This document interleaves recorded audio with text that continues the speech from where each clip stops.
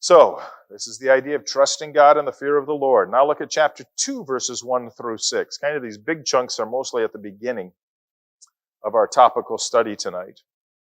Chapter 2, verses 1 through 6, it says, "My son, if you accept my words and store up my commands within you, turning your ear to wisdom and applying your heart to understanding, indeed, if you call out for insight and cry aloud for understanding, and if you look for it as for silver and search for it as for hidden treasure, then you will understand the fear of the Lord and find the knowledge of God. For the Lord gives wisdom. From his mouth come knowledge and understanding."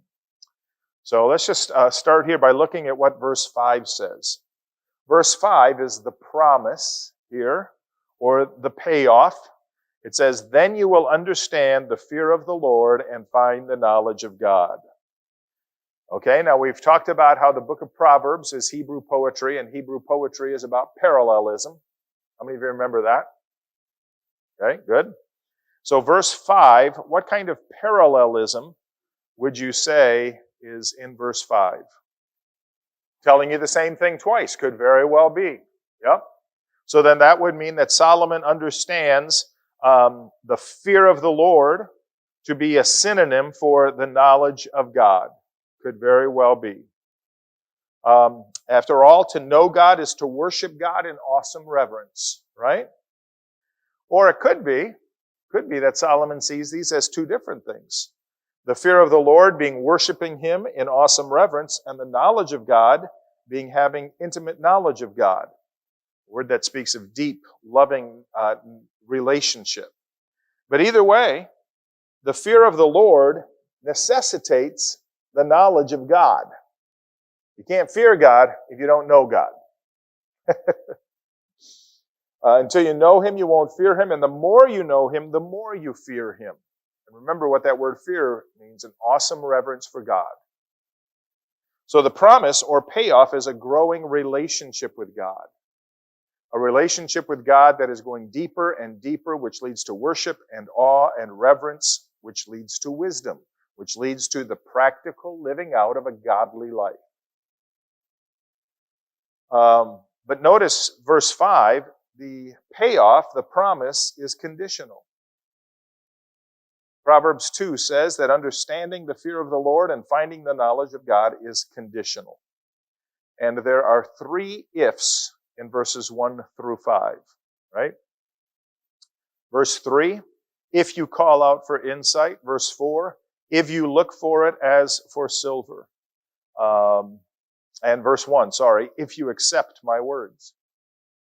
So those are the conditions. Those are the things that are necessary for you to have the knowledge and the understanding in order that you might have the fear of the Lord, which is godly, or is wise living. So, if you accept my words and store up my commands within you, turning your ear to wisdom and applying your heart to understanding. The first part of verse 1 says that if we will take hold of or accept the words and wisdom of Solomon.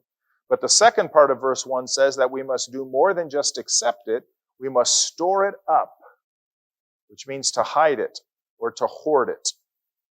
So how does hoarding the words and wisdom of Solomon mean something more than just accepting the words and wisdom of Solomon? I don't know if we've talked about this when we were going verse by verse through this. I don't know if we talked about it. Have any of you ever known a hoarder? True hoarders often don't know what they have because it's buried under so much junk. You know, if you've ever been in a hoarder's house, that's what it's like.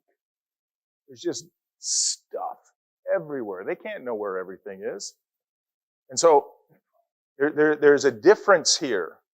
Hoarding the words and wisdom of Solomon means holding on to it, right? Means more than accepting it. Accepting it means I just take it. But hoarding it means I treasure it and value it and I store it away.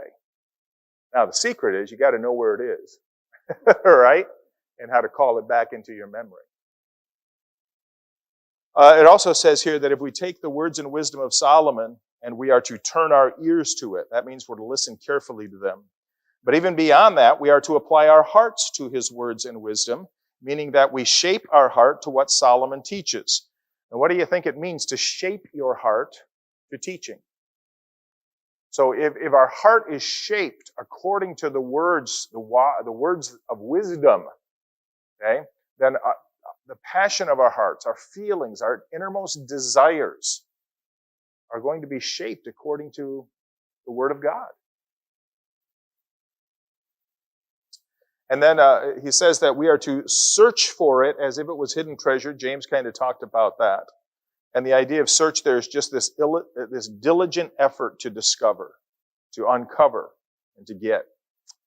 And it says the fact that wisdom comes from the mouth of God means that it is found in his teachings. That's verse 6. For the Lord gives wisdom, from his mouth come knowledge and understanding. Wisdom comes from the mouth of God. It's in his teachings. It's in his word.